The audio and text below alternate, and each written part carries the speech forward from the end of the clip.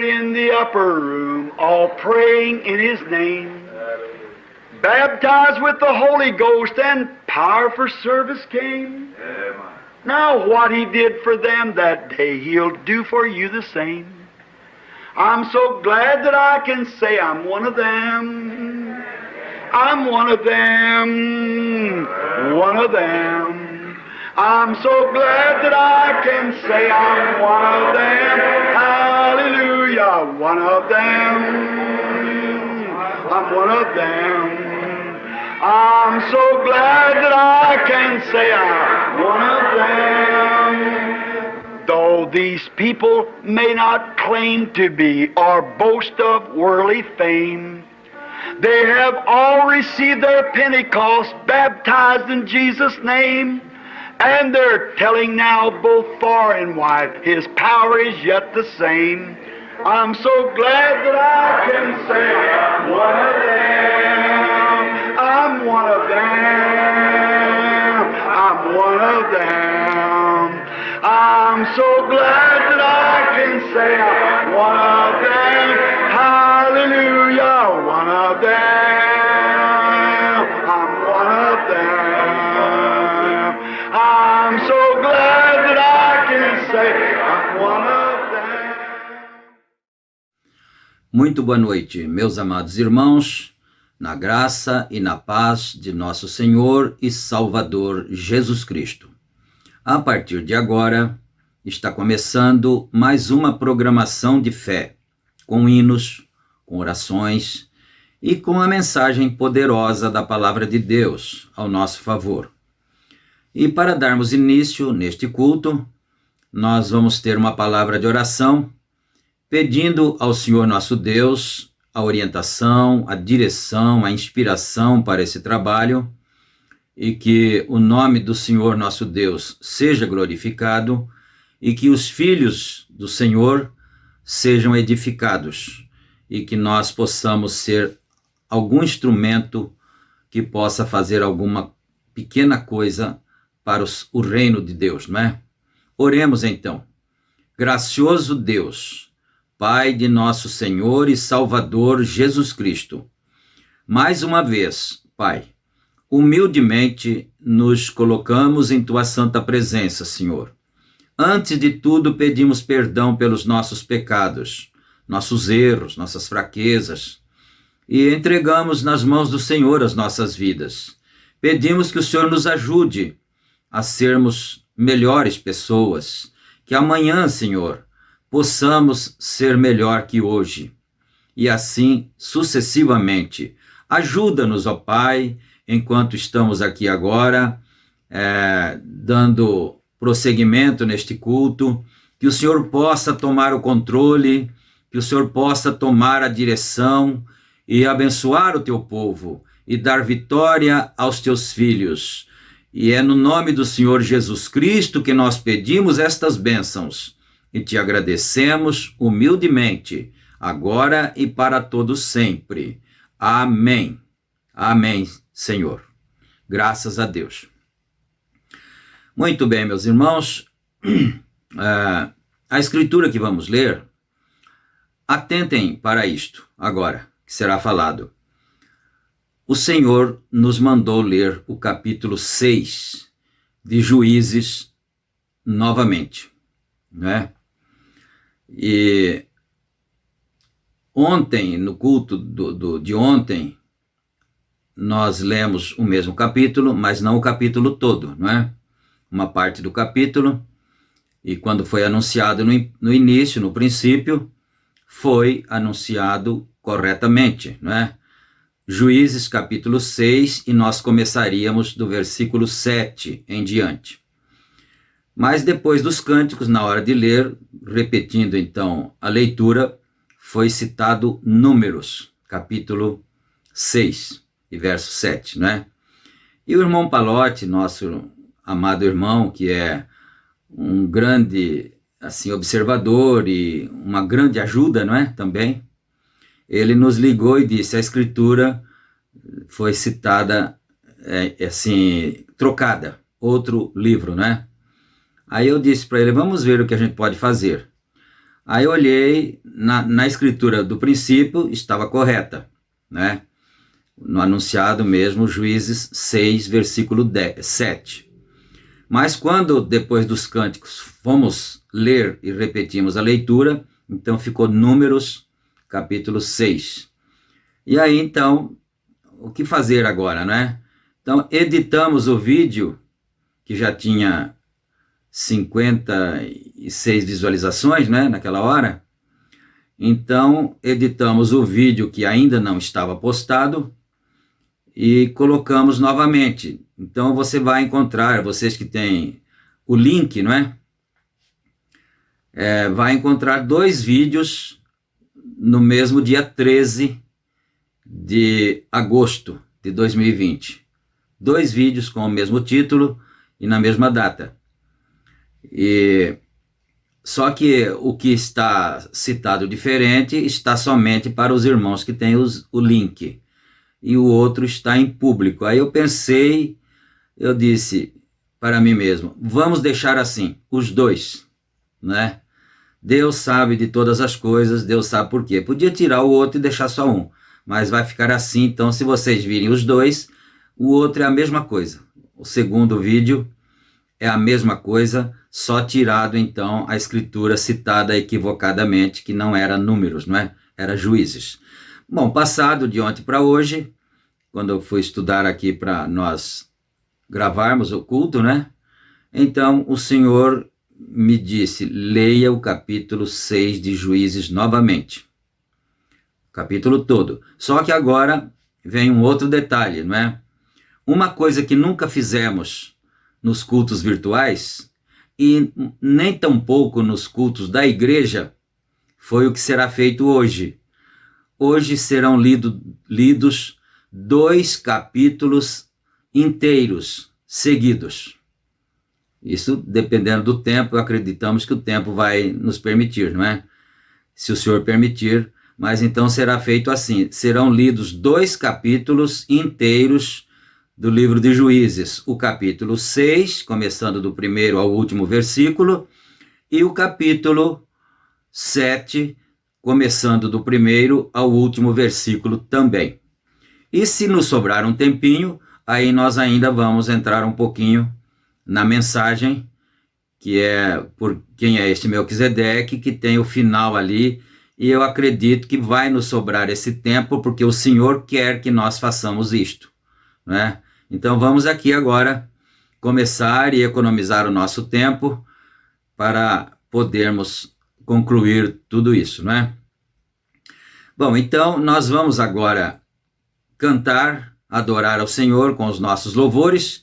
Depois dos louvores, antes da leitura, nós teremos a oração da fé, porque depois nós vamos começar a leitura e serão 2 capítulos inteiros, então será uma leitura bastante extensa, mas os irmãos não precisarão ficar acompanhando se não o desejarem, não é?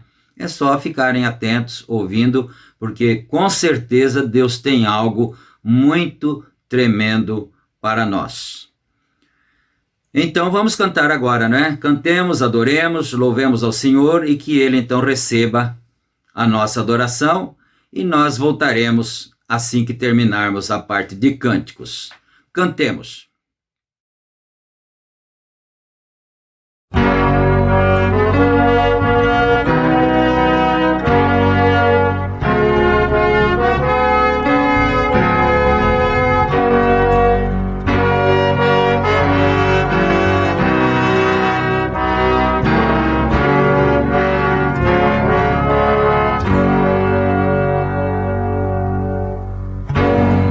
Minha velha história.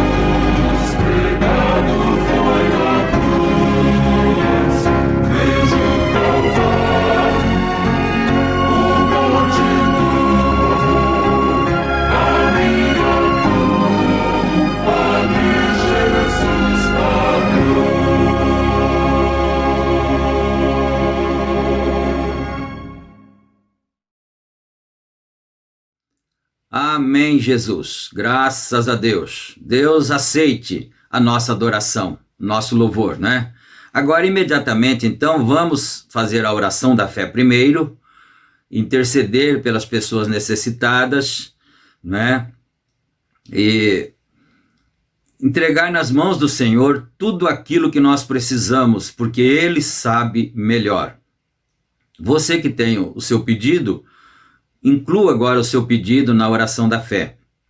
E isto é uma igreja invisível, uma igreja grande, invisível, né? E que está agora orando neste momento, e nós vamos todos suplicar ao Senhor nosso Deus, que não depende de distância, não é? Para atender.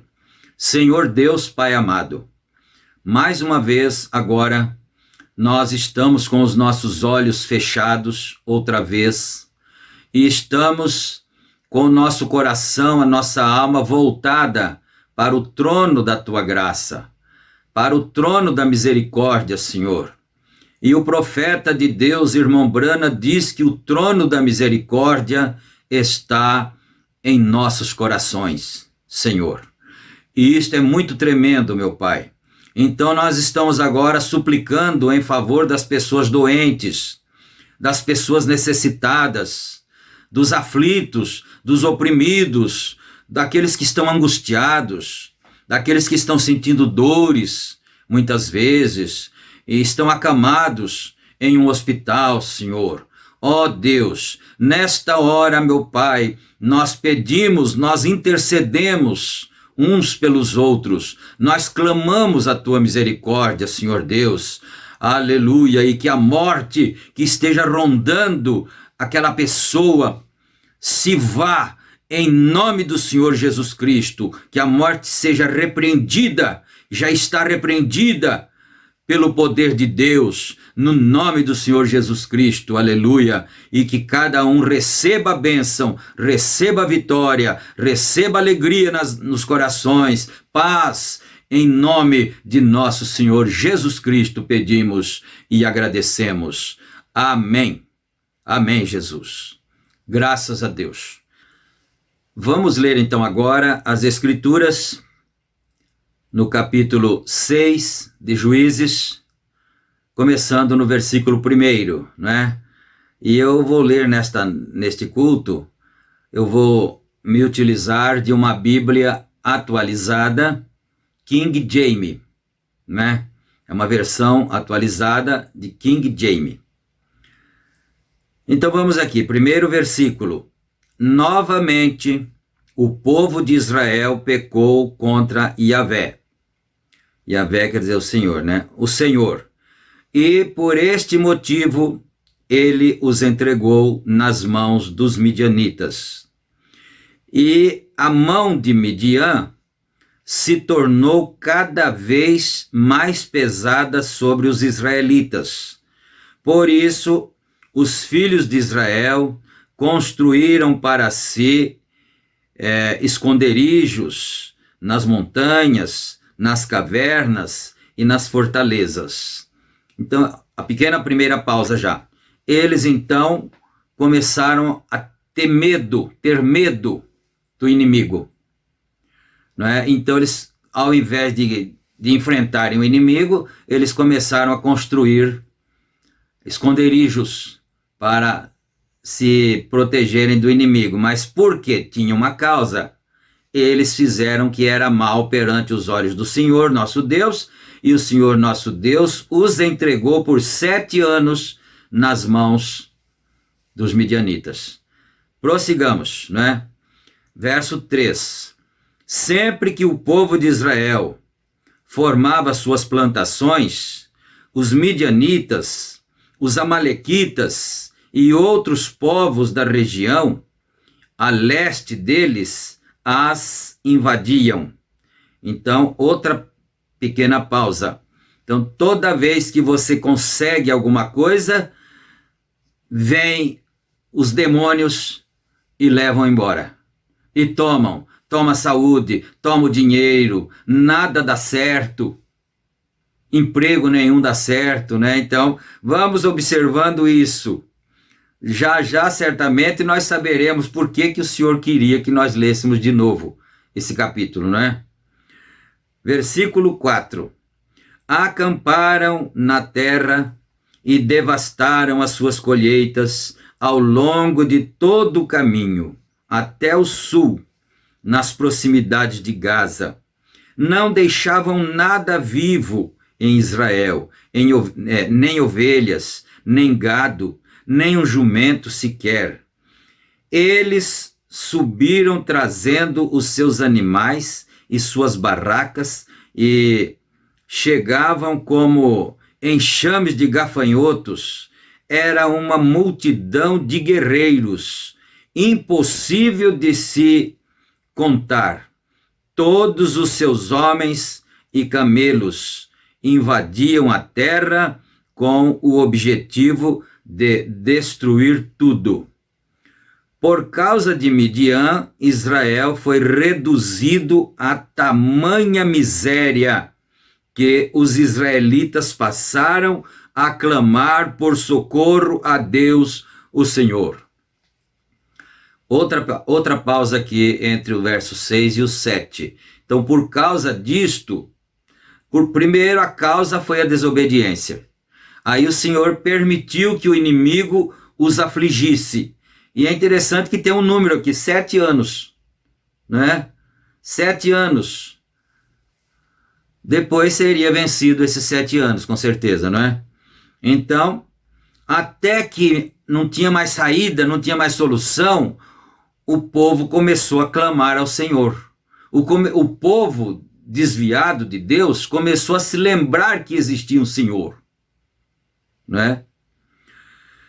Então, quando o povo de Israel rogou a Yahvé por causa dos midianitas, o Senhor enviou-lhe um profeta que lhes exortou. Abre aspas aqui na Bíblia. Assim diz Yahvé, o Deus de Israel: eu vos fiz subir do Egito e vos fiz sair da escravidão. Eu vos livrei da mão dos egípcios e da mão de todos os que vos oprimiam. Eu os expulsei de diante de vós e vos concedi a terra onde eles habitavam. E também vos declarei: eu sou Yahvé, vosso Deus, o Senhor. Não temais aos deuses e o poder dos amorreus, e em cuja terra habitais. Contudo, vós não me destes ouvidos. Você está observando, não é? Por que que vem a destruição? Por que que vem a miséria? Por que que vem as doenças? Verso 11 agora. O anjo de Yahvé veio e assentou-se sob o grande carvalho que está em Ofra. Mas observe que isto foi depois que o povo começou a reconhecer seu pecado, seu erro, né? Então o anjo do Senhor veio e se assentou debaixo do carvalho que está em Ofra, que pertencia a Joá, bem Aviezer. João, filho de Abiezer. Aqui está a tradução porque é a Bíblia King James, né? Joás, filho de Abiezer. E aconteceu que Gideão, não é? Gideão é o nome antes da tradução, né? E Gideão é o nome traduzido. Gideão, filho de Joás, estava malhando trigo num tanque de prensar uvas, a fim de ocultá-lo dos midianitas. Então o anjo do Eterno apareceu a Gideão e lhe saudou: Yahvé está contigo. Yahvé é Senhor, não é? Senhor Deus, Jeová. Yahvé está contigo, valente guerreiro. Ei, glória! Aleluia! Ao que Gideão declarou: Ai, Senhor meu, se Javé está conosco, por que nos sobrevém toda essa calamidade? Onde estão todas as maravilhas que os nossos pais nos contaram quando afirmam: não nos fez Javé subir do Egito? Entretanto, agora o Senhor nos abandonou e nos entregou nas mãos de Midian. Outra pequena pausa aqui no verso 13. Não era o Senhor que tinha abandonado. Eram eles que tinham abandonado o Senhor. Mas a misericórdia do Senhor, que é infinita, que dura para sempre, foi buscá-los de volta. Aleluia! Aquele sofrimento era para que eles se lembrassem do Senhor deles, do Senhor Deus, que é deles e nosso também, não é? Então o Senhor olhou para Gideão e lhe ordenou: vai com a força que tu tens, vai e liberta o povo de Israel das mãos de Midian. Ora, não sou eu quem te envia? Verso 15. Ai de mim, meu senhor, contestou-lhe Gideão, como posso salvar a Israel? O meu clã é o mais pobre da tribo de Manassés, e eu sou a pessoa menos importante da minha família. Não perde esses detalhes, não, porque é nos detalhes que está a beleza do vestido, da roupa, não é? Não perde esses detalhes, não. Eu sou menos importante da minha família. Mas Javé lhe afirmou, aqui, verso 16, não é? Você vê que uma hora fala que é anjo, mas depois fala que é Javé, não é? Javé lhe afirmou: eis que eu estarei contigo e tu vencerás os midianitas como se fosse um só homem.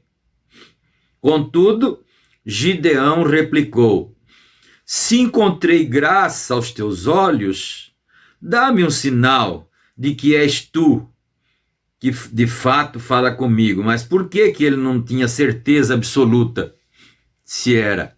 Porque era um homem normal, não sei se ele usava chapéu, né? Se ele estava de alpargatas, se ele estava descalço, possivelmente ele estivesse vestido de uma forma bem natural. E ele tinha um cajado na mão, como era natural um homem já de uma certa idade usar um cajado, não é? Então, é por isso que ele não tinha certeza, mas é o Senhor mesmo? Era um homem, um senhor idoso com um cajado na mão, não é? Então, veja só. Não te afastes daqui, verso 18, não te afastes daqui, rogo-te, até que eu volte e traga minha oferenda e a deposite diante de ti. E o Senhor respondeu: esperarei até que voltes. Ei, palavra de Deus que não falha, palavra do Senhor que não volta atrás. Pode ir que eu espero.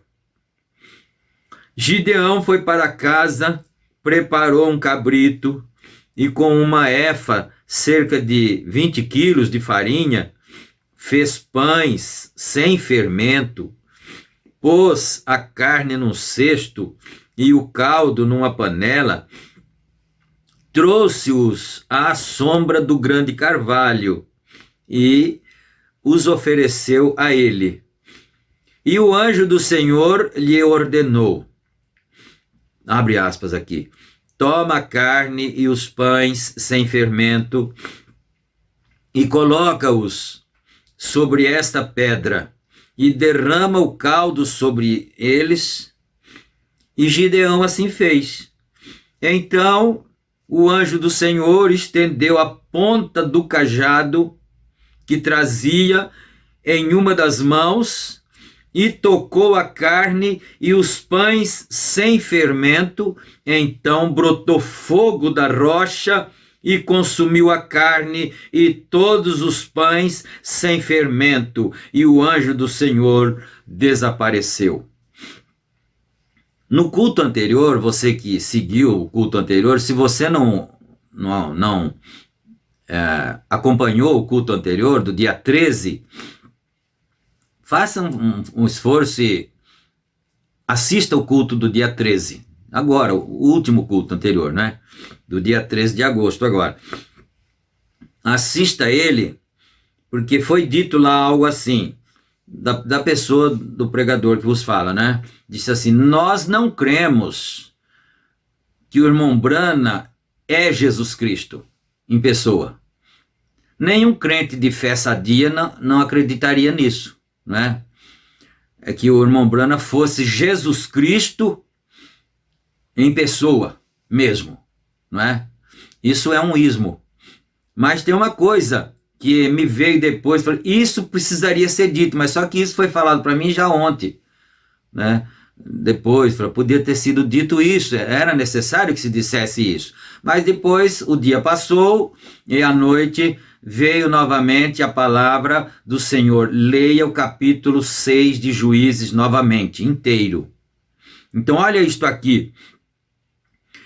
Quando Gideão colocou o sacrifício sobre a pedra, sobre a rocha ali, pôs a carne, pôs os pães, arrumou todo certinho ali, derramou o caldo por cima, aí o anjo do Senhor veio com o cajado e tocou no sacrifício e brotou fogo da rocha e consumiu o sacrifício. E levou a fumaça para cima, para Deus. Aí ontem já tinha me vindo isso, não é? O profeta irmão Brana não é a Deus, não é o Senhor Deus, não é Jesus Cristo em pessoa, mas ele tinha o cajado. Você prestou atenção nisso? Ele tinha o cajado, e o cajado é a palavra. O que é que o salmista disse? A tua vara e o teu cajado me consolam. O profeta não era Jesus Cristo, mas o cajado estava na mão dele. Quando ele tocava com o cajado, acontecia. Aleluia. Isso tinha que ter sido dito no culto anterior, não é? E vamos para frente aqui então. Aí o anjo tocou com o cajado ali e desapareceu, não é? Por isso que tem vezes que chama de anjo, tem vezes que chama de Yahvé, que é Jeová, né? Verso 22. Assim que Gideão concluiu que realmente vira o anjo de Yahvé, exclamou com grande temor: ai de mim, ó Senhor meu Deus, eis que vi o anjo de Yahvé face a face. Então o Senhor assegurou-lhe: a paz esteja contigo, não temas, porque não morrerás. Aleluia, glória a Deus. Não temas, porque não morrerás.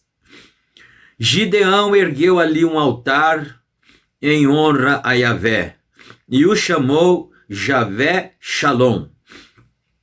O Senhor é a nossa paz, e até nossos dias este altar está em Ofra, cidade que pertence às famílias de Abiezer. Agora verso 25. Naquela mesma noite, Yahvé ordenou a Gideão: separa um dos touros do rebanho que pertence a teu pai, aquele novilho de 7 anos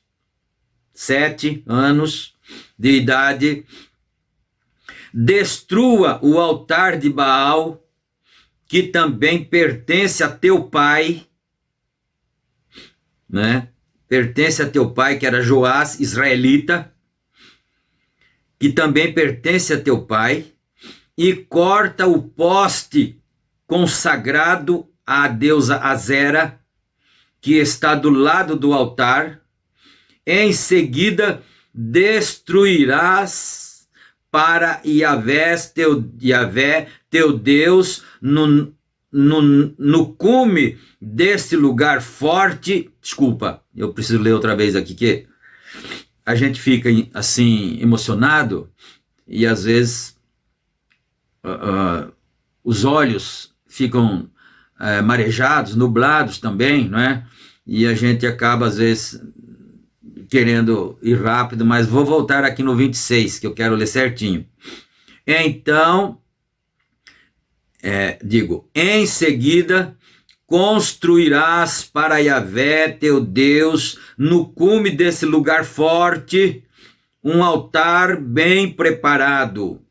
Tomarás, então, o segundo novilho, que é o de 7 anos, e oferecerás em holocausto sobre a madeira do poste ídolo que terás derrubado. Amém? Quando eu estava lendo isso aqui, antes, meditando para depois gravar, me veio algo tão tremendo, meus irmãos, algo tão forte que só Deus sabe, porque vem essas coisas para o pregador, Gideão era um homem valente, o próprio Senhor falou isso, você é um homem valente, valoroso. Foi por isso que Deus foi buscá-lo. Se ele não fosse valoroso, Deus não teria ido lá, não. Ele iria atrás de outro. Mas ele falou, esse é valoroso. E também você prestou atenção que não é só o homem que tem que ser valente e valoroso e forte, o lugar também tinha que ser forte. Porque aqui ele diz, um holocausto sobre a madeira. Deixa eu voltar um pouquinho aqui, quer ver? Que tens preparado. Tomarás então o segundo novilho e oferecerás em holocausto sobre a madeira. Não, mais para trás um pouquinho. Quer ver? Começando o 26 de novo. Em seguida construirás para Yahvé teu Deus no cume desse lugar forte. Deus não gosta de gente fraca. Deus não trabalha com gente fraca e nem lugar fraco. Os fracos não entrarão no reino, você sabia disso? Ficarão de fora os fracos. Deus não trabalha com gente fraca na fé. Você pode ser um pirralhozinho, magrinho, velhinho, qualquer coisa, mas na fé você é um valente. Você é um guerreiro na fé. Aleluia. Então, veja só isso, que coisa tremenda, Gideão era valente, era destemido, mas tinha o altar lá de Baal. Você prestou atenção nisso? Tinha o altar de Baal lá. E por que ele já não tinha destruído antes? Você sabe por quê? Porque ele tinha medo dos midianitas. Mais para frente você vai ler isso aí, você vai escutar isso aí. Ele tinha medo dos midianitas, então ele era valente e era tudo, mas o Senhor estava reclamando. E a minha adoração, meu filho? E o meu altar, meu filho, meu sacrifício que vocês não fazem, vocês não me adoram. O Senhor Deus me falou uma vez, aqui nesse estúdio aqui onde eu estou gravando agora, um dia falou para mim assim, diante do Senhor eu digo isto: 2 coisas abominam ao Senhor agora. Uma delas é a adoração falsa, e a outra delas é fazer injustiça com o semelhante. Não ter amor ao próximo. O Senhor me falou aqui, nesse lugar aqui. Então veja só. Agora, Gideão era o próprio Senhor Deus disse que ele era um homem valente. Mas por que ele não tinha destruído o altar então? É porque ele tinha medo. Ele ainda não tinha tido uma comissão de Deus, na verdade. Ia chegar a hora que ele receberia a comissão do Senhor. Destrua isso, porque a minha adoração está em falta. Vocês não estão me adorando. Vocês não estão me louvando. Isso é muito sério, nós pensarmos nisso. Aí quando nós estávamos meditando aqui antes de gravar o culto, veio uma palavra tão forte para nós, Eu tomo para mim, Mas veio para nós, para o povo de Deus, muito severa, claro, amorosa, mas severa. Conserta esse altar. Esse altar precisa ser consertado.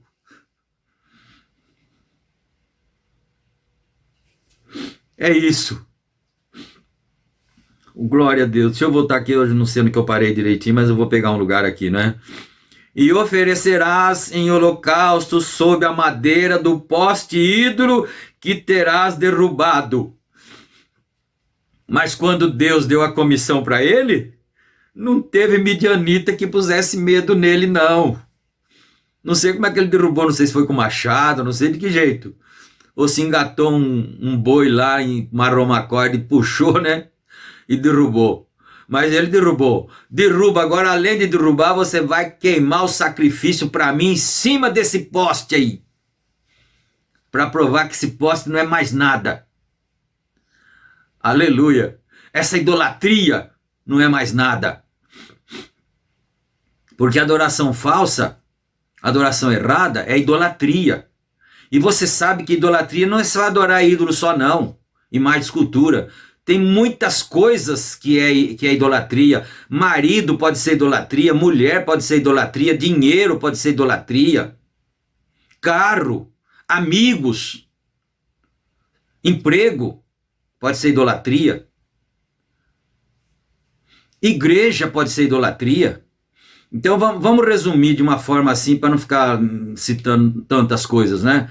Tudo que tiver entre você e Deus é idolatria, seja o que for.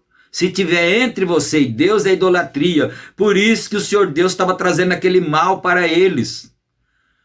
Porque eles tinham esse Baal entre eles e Deus, e o Senhor Deus estava se sentindo ofendido, rejeitado por eles, por causa da idolatria. Você é valente, mas você vai primeiro derrubar esse altar aí, vai oferecer um sacrifício para mim. Mas você reparou que quando ele foi lá e buscou o sacrifício e trouxe e o colocou na pedra ali, era a hora que estava começando a desenrolar o plano de Deus. Era a hora. O Senhor falou, agora você vai destruir os midianitas. Ele tocou com o cajado, ele recebeu o sacrifício. Aleluia. Glória a Deus. Vamos para frente, senão não vamos dar tempo, né? Não sei não. Gideão convocou então 10 homens entre os seus servos e fez tudo como Yahvé lhe tinha mandado. Mas como ele temia muito a sua família, olha só, hein? Olha isto. Colocar a família entre ela e Deus. Isso é um perigo, né? Ele temia muito a sua família e o povo da cidade. Para fazer em pleno dia, ele o fez durante a noite. Ele foi obedecer ao Senhor Deus, mas foi de noite que ele tinha medo da própria família, né? Às vezes a pessoa não aceita a mensagem, não aceita o verdadeiro evangelho por causa da família, para respeitar a família, né? Mas a família, São Pedro diz, importa mais obedecer a Deus do que aos homens. Aleluia. Mas vamos aqui, eu não posso ficar demorando demais não, senão eu não vou conseguir ler os 2 capítulos, pelo menos, né? No dia seguinte, bem cedo, o povo da cidade se levantou e eis que a mesa de pedra de Baal havia sido completamente destruída. Eu penso que era um poste ídolo, né? Com a fisionomia talvez da deusa Azera. E embaixo ali teria então a mesa de pedra. Ele falou aqui, né? A mesa de pedra. Então ali eles ofereciam o sacrifício para o ídolo, né? E como Deus mandou, ele foi lá, arrancou o poste, derrubou, quebrou tudo, a mesa e pronto, né? Aí havia sido completamente destruída, o poste sagrado que ficava ao lado desse altar tinha sido cortado. Bom, ele falou que foi cortado, pensei que tinha derrubado com o boi, né? Tinha sido cortado, e o touro que ele foi pedido, o Senhor pediu para ele, você traz o touro mais novo do seu pai, o de 7 anos, né? E o touro fora sacrificado em holocausto sobre um altar recém-construído. Vamos construir um novo altar. Mesmo sendo valentes e valorosos como nós somos, mas quem sabe nós precisamos reconstruir o nosso altar. E Deus está esperando isso. Aleluia. Comentaram então uns com os outros. Quem fez isso? Eles procuraram saber, indagaram por toda parte e descobriram que tinha sido Gideão, filho de Joás. Os habitantes da cidade intimaram a Joás: traze para fora teu filho, ele deve morrer. Então, quando eu li isto aqui nesta hora, oh Deus, aleluia, a palavra do Senhor havia dito antes um pouco: tu não morrerás. Tu não morrerás. Então não tem demônio que mate. Não, a palavra do Senhor tem que ser cumprida. Tu não morrerás. E eu estava orando por uma pessoa que está internada em São Paulo. Eu estava sozinho. E num certo instante veio a palavra do Senhor e disse assim: morte, eu te ordeno, vai-te daí. Vai-te embora daí.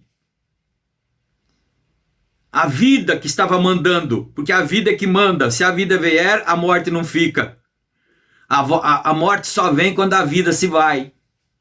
Não é a morte que manda, é a vida que dá ordens. Porque a vida é Deus, a vida é o Senhor Jesus Cristo. Morte, vai-te embora daí. E ela foi embora assim, na visão, ainda deu uma olhada para trás, falou: pega suas ferramentas e leva embora, porque era o rim que estava parado. O rim estava parado e ela estava matando a pessoa por causa disso. Volta, pega suas ferramentas e se vá, em nome do Senhor Jesus Cristo, o Deus Todo-Poderoso. Aleluia. E se assim diz o Senhor. Aleluia. Glória a Deus. Então ele disse: ele vai ter que morrer. Mas que morrer? Tem uma palavra muito maior do que essa dita: tu não morrerás. Aleluia. Glória a Deus. Aleluia. Não posso perder aqui, né? Os habitantes da cidade intimaram a Joás: traze para fora teu filho, ele deve morrer, porquanto profanou e destruiu a mesa de pedra consagrada a Baal, e derrubou o poste sagrado que estava ao lado desse altar. Joás, esse irmão Joás aqui, ele estava meio desviado, viu? Né? Olha só, mas aí quando a coisa... Deus chegou mesmo em cena, aí ele caiu em si, né? Esse Joás aqui era pai de Gideão. E Joás, entretanto, declarou à multidão enfurecida que o rodeava: defendeis a Baal? Ele tomou uma posição. É preciso que uma hora o homem, a mulher, tome uma posição. Elias falou para eles: até quando vocês vão cochear entre dois pensamentos? Aleluia. Então ele diz aqui: defendeis a Baal, e a vós, olha isso, e a vós cabe o dever de vir em seu socorro? O que ele perguntou aqui mesmo? Joás falou assim: vocês vêm defender o vosso Deus?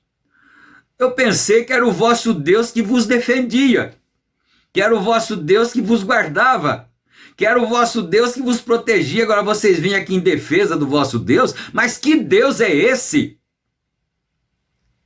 Que Deus é esse que não se defende a si mesmo, vai defender vocês? Seus idólatras. Agora eu quero ver se eles mataram Gideão. Que o Senhor falou lá atrás: você não vai morrer. Paz, calma, fique em paz, você não vai morrer. E não morreu. Esse sim que é Deus. Aleluia, glória a Deus, aleluia, Jesus. Então, deixa eu ver aqui, então, quer dizer, vocês têm que vir em socorro do vosso Deus, né? Portanto, vos afirmo que qualquer que por ele contender, Olha isto, hein? Olha isto. Amanhã, não, desculpa, qualquer que por ele contender, ainda esta manhã será morto. Glória a Deus. Essa é a palavra do Senhor. Qualquer um que por ele contender, amanhã será morto. Se Baal é de fato um Deus, que a si mesmo se defenda. Pois derribaram seu altar, derrubaram a casa dele, ele que se defenda, ele que entre em ação, se é que ele sabe, ele pode alguma coisa, né? Bom, por esse motivo, a partir daquele dia, Gideão passou a ser chamado de Jerubaal, porque se dizia que Baal luta contra ele. Ele vai ficar, claro, quando você se levanta contra o diabo, ele vai ficar contra você o tempo todo. Mas você tem que ficar firme com a proteção divina. Não vá lutar contra o diabo sozinho, de mãos vazias, não, que você não vai vencer. Mas se você tiver uma comissão, você vai e você fica na proteção de Deus. Eu quero ver se esse Baal te vence. Eu quero ver se Satanás te vence. Aleluia. Glória a Deus. Então o nome ficou assim por causa que Baal ficou contra ele, né? Pois seu altar é que foi derrubado. Verso 33. Nesse meio tempo, todos os midianitas, olha só quanto demônio que fica contra você, né? Olha só, cada um representa um demônio aqui. Todos os midianitas, amalequitas e outros povos que vinham do leste uniram as forças de seus exércitos, atravessaram o Jordão e acamparam no vale de Jezreel. Então o espírito de Yahvé tomou pleno controle de Gideão. Agora sim, agora você está na minha mão. Aleluia. Tomou pleno controle de Gideão e o fez tocar o sofar, a trombeta, né? O Espírito Santo tomou controle de Gideão e o fez tocar o sofar, a trombeta, de convocação, conclamando assim a todos os abiezritas para segui-lo. Enviou mensageiros a todo Manassés, chamando às armas, e também a Azer, e a Zebulon, a Naftali, que também subiram ao seu encontro. Então Gideão rogou a Deus: se vais de fato salvar Israel por meu intermédio, como disseste, depositarei uma porção de lã no local onde malhamos o trigo. Se de manhã o orvalho tiver molhado a lã e o chão em volta dela estiver seco, então poderei ficar certo de que tu realmente me usarás para libertar o povo de Israel. E assim aconteceu.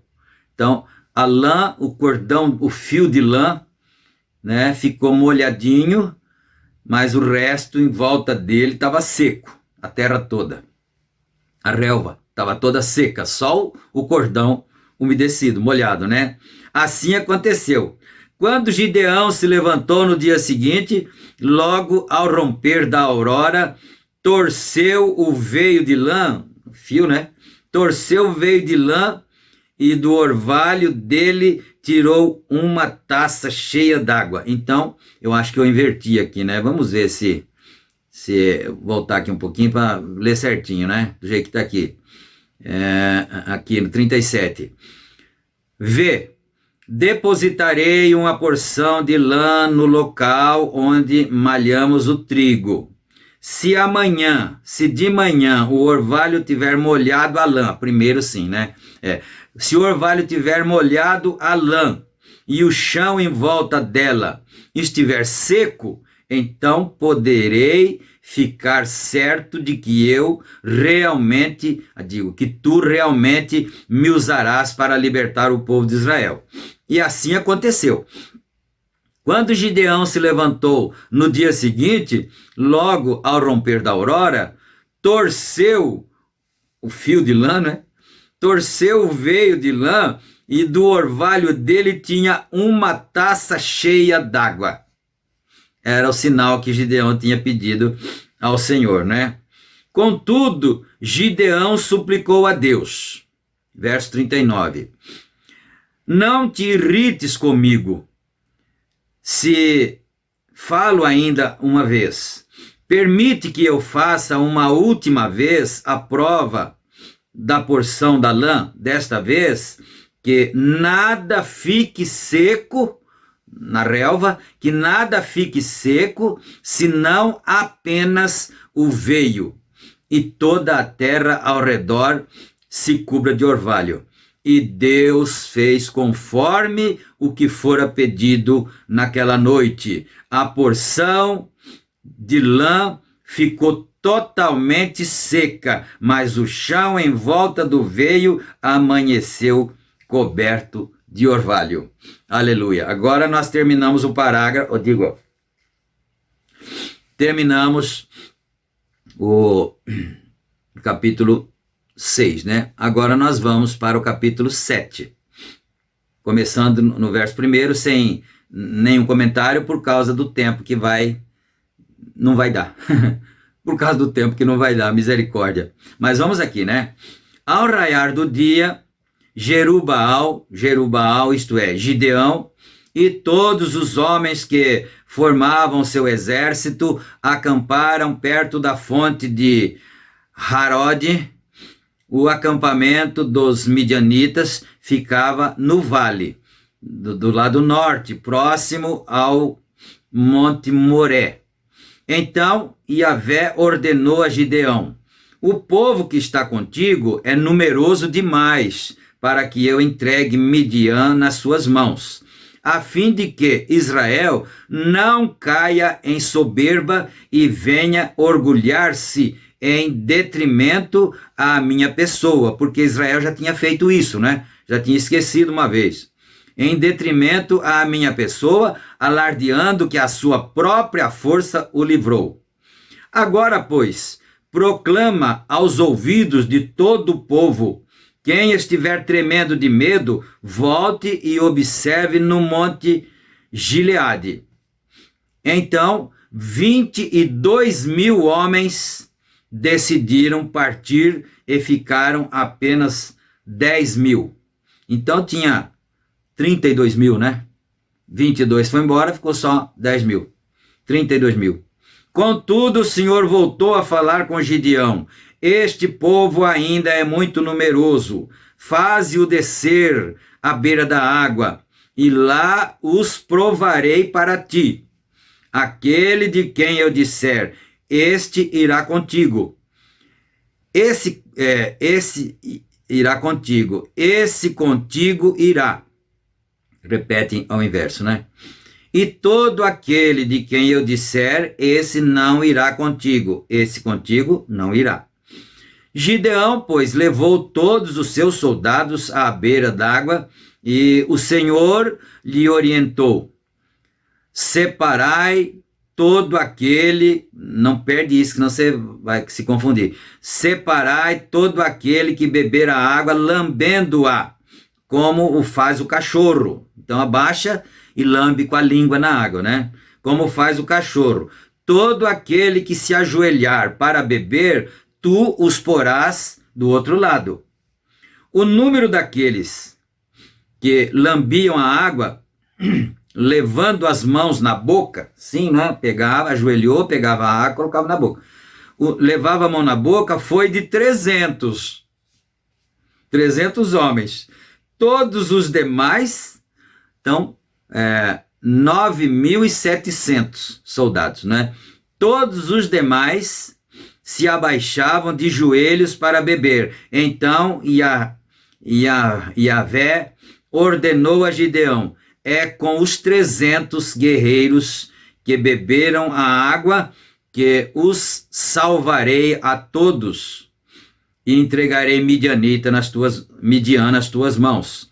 Que tudo, ou seja, todo o resto do exército retorne para as suas moradias. Voltem para casa e fiquem lá que os outros vão guerrear por vocês, não é? Vocês são medrosos, vocês são covardes. Assim Gideão mandou os israelitas para suas tendas, mas ficou com os 300 guerreiros escolhidos. Esses ficaram com as provisões e os chofares, trombetas, dos que partiram. O acampamento dos midianitas localizava-se logo abaixo deles, no vale. Ora, aconteceu que naquela noite Yahvé ordenou a Gideão: levanta-te e desce ao acampamento de Midian, porque o entrego nas tuas mãos. Se, contudo, tens medo de atacá-los, desce ao acampamento com o teu servo Purá e escuta o que dizem. Tu então ficarás animado e terás coragem para tocá-los. Então Gideá e seu ajudante Purá desceram até bem próximo dos postos avançados do acampamento inimigo. Os midianitas, os amalequitas e todos os demais aliados do adversário que vinham do leste já haviam se instalado no vale. Eram numerosos como grandes nuvens de gafanhotos, assim como não se pode contar a areia da praia. Também não se podia enumerar a quantidade dos camelos que eles ali reuniam. Gideão se aproximou no exato momento em que um homem contava o sonho que tivera a um companheiro, dizendo: eu sonhei que um pão de cevada rolou para dentro do nosso acampamento e veio e bateu com tamanha força numa tenda, ela caiu, virou aos avessos e ficou estendida sobre a terra. Seu amigo prontamente lhe esclareceu: esse sonho não pode ter outro significado senão a espada de Gideão, filho de Joás, o israelita. Isto quer dizer que Deus entregou os midianitas e todo o acampamento nas mãos dele. Isso foi o amigo do midianita que disse para o outro, que teve o sonho, né? Assim que Gideão ouviu a narração do sonho e a sua interpretação, ajoelhou-se e glorificou a Deus. Em seguida retornou ao acampamento de Israel, bradou: levantai-vos, porque o Senhor entregou todo o arraial dos midianitas nas nossas mãos. Aleluia, glória a Deus. Então repartiu os 300 guerreiros, porque agora ele já tinha toda a prova, né, que ele precisava. Repartiu os 300 guerreiros em 3 pelotões de 100, né, e deu-lhes a cada um nas suas mãos chofares, trombetas e jarros vazios, com tochas dentro. E ele lhes ordenou: fazei o que me virdes fazer. Sede meus imitadores, não é, como eu sou de Cristo. Fazei o que me virdes fazer. E eis que quando eu estiver chegando à fronteira do acampamento, o que eu fizer, fazei vós exatamente do mesmo modo. Tocarei o chofar, a trombeta, eu e todos os que estão comigo. Então vós também fareis soar os chofares, as trombetas, ao redor do acampamento, e bradareis por Yahvé e por Gideão, aleluia, por Deus e pelo seu servo, glória a Deus. Gideão e os 100 guerreiros que o acompanhavam chegaram à extremidade do acampamento um pouco depois da meia-noite, após a hora da vigília, quando as sentinelas são trocadas. Imediatamente tocaram os chofares, as trombetas, quebraram os jarros que tinham nas mãos. Em seguida, os 3 grupos de soldados igualmente tocaram os chofares, as trombetas, despedaçaram os jarros que carregavam, empunhando as tochas com a mão esquerda e os chofares com a direita. A mão esquerda a tocha e na mão direita a trombeta. A trombeta representa o toque da palavra, o toque da mensagem. Aleluia! Glória a Deus! Com a mão direita exclamavam em uníssono: a espada por Javé e por Gideão. E todos se mantiveram imóveis, cada um no seu lugar. Eles não invadiram ainda, né? Cada um no seu lugar ao redor do acampamento. Todo o arraial então se agitou e, gritando, os midianitas se puseram desesperadamente em fuga, enquanto os 300 homens soavam os chofares, e glória, as trombetas, e Yahvé, o Senhor, fez que em todo o acampamento inimigo cada um voltasse a espada contra o seu próprio companheiro. Todos fugiram apavorados até Bet-Sita, na direção de Zererá, até a fronteira de Abel-Meclá, nas vizinhanças de Tabate. Os israelitas de Naftali, de Azer e de todo o Manassés se reuniram e perseguiram midianitas. Gideão enviou por todas as montanhas de Efraim mensageiros, convocando: descei para atacar o exército de Midian e ocupai antes deles as águas do rio Jordão e os seus riachos até Bet-Bara, ou Bet-Bara, não é?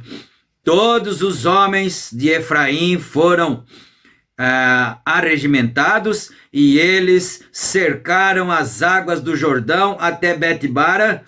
Tomaram como prisioneiros 2 príncipes midianitas, Oreb e Zeeb. Mataram Oreb na rocha de Oreb e Zeeb no tanque de prensar uvas de Zeeb. E logo após a perseguição ao exército de Midian, trouxeram a cabeça de Oreb e de Zeeb à presença de Gideão, que os aguardava do outro lado. De Cantarabas, Bialamaia, Suri, Ouri Cantalamassi, do outro lado do Jordão. Ah, se eu tivesse mais tempo. Se eu tivesse mais tempo, porque tem um Gideão nosso que está nos esperando do outro lado do Jordão. Nosso profeta está nos esperando do outro lado do Jordão. Deixa eu sair daí, eu tenho mais um segundinho ali, eu ainda vou só um pouquinho aqui na mensagem, coisinha mínima, 1 minuto só, né? Parágrafo 188 da mensagem. O irmão Branham antes, ele tinha revelado uma irmã que tinha uma complicação no estômago, não é? Agora ele diz assim: agora digam-me em quem a mulher tocou. Estou a 25 jardas dela. Ela tocou em Jesus Cristo, o sumo sacerdote. Creem vocês nisso? Estou olhando para uma mulher com quem falei essa mulher, estou olhando diretamente para ela, porque ela está orando tanto por um homem. Ela me disse que tinha um homem. Ela nunca me disse nada sobre ele, porém, ela se chama a senhora Weldro.